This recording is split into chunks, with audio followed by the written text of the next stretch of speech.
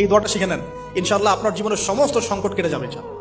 আমি নিজে ওই দোয়াটা বেশি বেশি করার চেষ্টা করি। দোয়াটা হচ্ছে, মুসা আলাইহিস সালাম একটা গাছের নিচে হেলান দিয়ে বসলেন, বসে দেখলেন দুজন মেয়ে দাঁড়িয়ে আছে দূরে, পানি নিতে পারছে না, লোকজন পানি নিয়ে যাচ্ছে, ওরা দাঁড়িয়ে আছে বেচারি।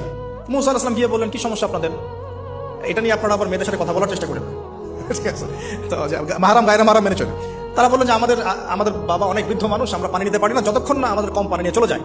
মুসা আলাইহিস সালাম একটু বললাম না, ফিজিক্যালি খুব স্ট্রং ছিলেন, থাকে না বডি বিল্ডার, সামনে গিয়ে কথা বলে সরব পানি দিতে দাও, তখন মানুষ একটু মূল্যায়ন করে না।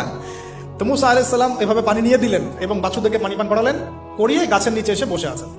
বসে বসে তিনি দোয়া করছেন, এই যে দোয়াটা তিনি দোয়া করছেন, রব্বি, একটা নেক কাজ করলেন, নেক কাজ করলেন না, মানুষের উপকার করলেন, নেক কাজ করে এসে গাছের নিচে বসে দোয়া করছে, আল্লাহ এখানে তো আমার খাবার পানি বাসস্থান কিছুই নাই, আমি কি করব? রব্বি ইন্নী লিমা আনজালতা ইলাইয়া মিন খায়রিন ফাকির, রব্বি ইন্নী লিমা আনজালতা ইলাইয়া মিন খায়রিন ফাকির।